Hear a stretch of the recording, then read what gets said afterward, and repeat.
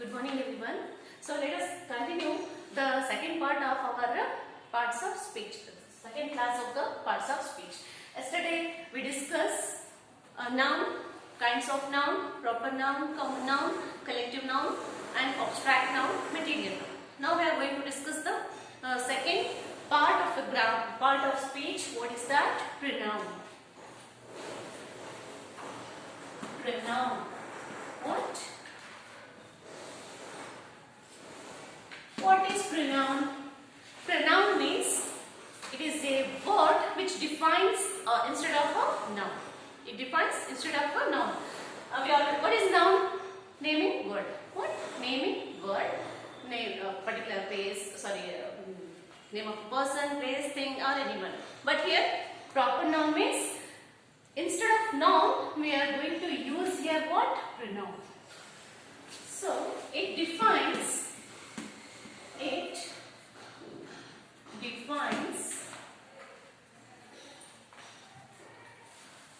is a word which defines, see, it is a word which defines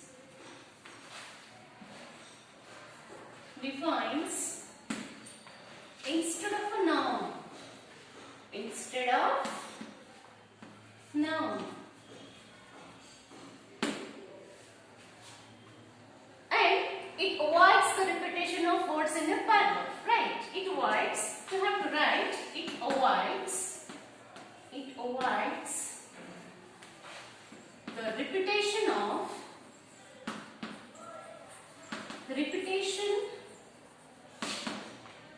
a name. If I tell you, construct one story means, for example, Rama is a good student. Rama carries his lunch bag. Rama carries his books. So again, Rama. So it is looking so odd now. For that, what we are using here, what we are going to use here, see here, I will tell you, Rama is a good student. Good student. Right. Rama is what here? Now, Rama is a good student. He, instead of Rama, what I used here? He. So this is what? Pronoun. He carries his bag. He carries his bag. Okay. Then take one more example. This car belongs to me. Let's see. This is one more example. This car belongs to me. So which is pronoun here? See, this car belongs to me. Me here what? Pronoun. Understood? So this is me is a pronoun here. Another example. Sheila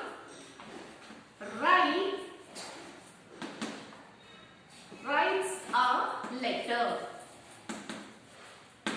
She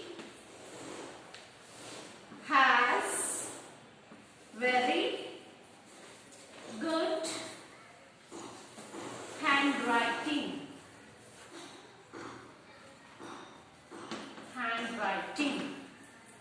Okay, so Sheila is writing a letter.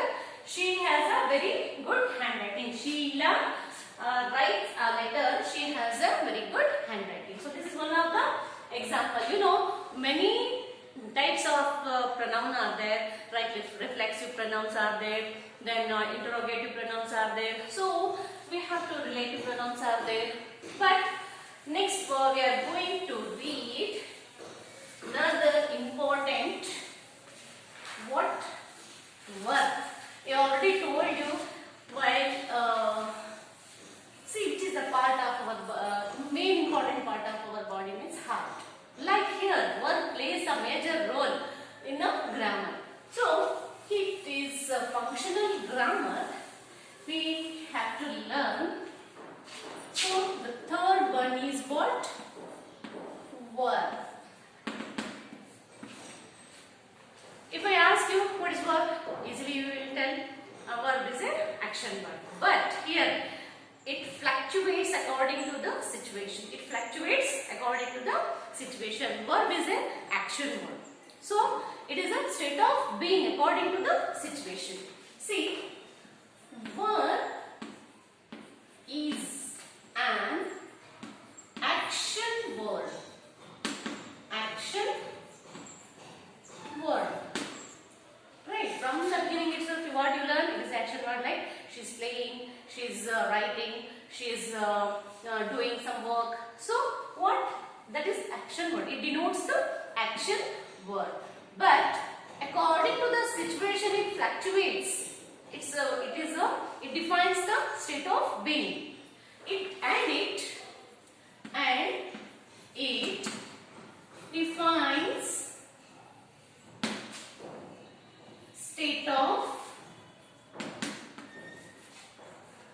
state of being. Right. So this is called verb. But here, in verb, the auxiliaries are there. So with the through the auxiliaries, we will use the sentences. We will use the auxiliaries and make a sentence. See, what kind of auxiliaries we use? There are two types of auxiliaries. What is that? See, auxiliaries. How many types? There are two types. One is primary auxiliary. The second one is modal auxiliaries. So primary, which are that? Primary auxiliaries. Primary auxiliaries. Auxiliaries. For example, is, am, was, were. Right. So here, do, did, does, have, has, had, like that. That is what we call, that is a primary auxiliaries. So, which is the modal auxiliaries? Modal auxiliaries are can, could, shall, should, may, might. Right. So, that is what? Modal auxiliaries. So, here have, has, had, then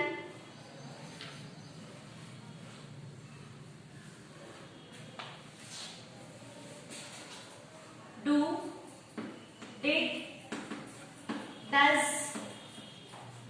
Okay, had and does, it is always you have to use in past tense. Okay, here's what the modal auxiliaries. Modal auxiliaries. What are that? Which are the modal auxiliaries? See here.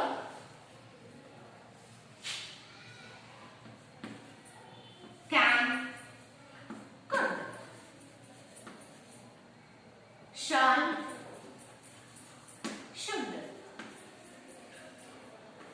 may, might. Right. So these are the examples. Primary, through the primary auxiliaries and modal auxiliaries, the verb had played its role. So, what are its functions? With the help of these, it plays its role. Understood? So, I will tell you one more thing. Through the table, easily you can understand. See, we call that V1, V form, verb form 1, verb 2, V2, V3 and V4. See here, this is present form of verb, then past form of verb, present participle,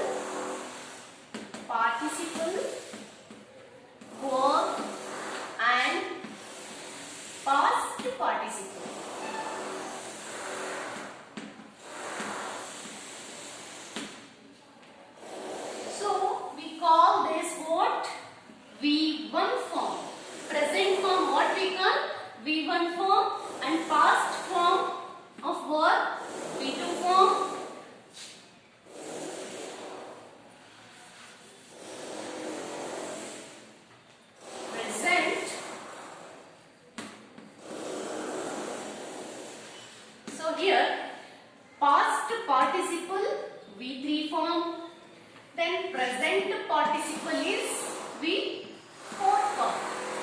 So these forms we call the forms of verb. Understood? So here I will throw the examples you easily understood. I will give you some examples. See here, work. I'm working. See, work. What is the past tense of work? Work. What? Work. So here past participle what? Here also worked. Work. Here you know here we have to write ing form. Don't forget to write here present participle is always ends with the ing form, and here past participle ends with the ed or ed form. Ed or en form. So here working. What? Walking.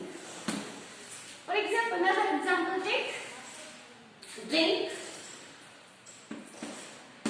Drank. What is the past tense of drank?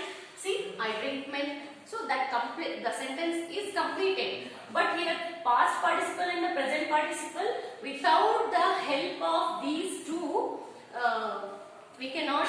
Without the help of the primary auxiliaries, these two are handicapped. What we call these two are handicapped without the help of the primary auxiliaries. Which are the primary auxiliaries I told you? Is, was, were. So that is the primary auxiliaries. Drink, drank.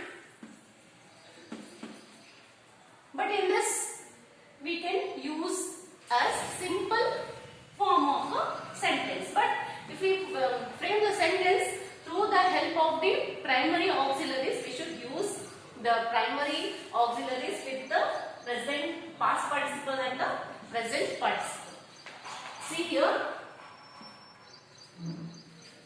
drunk.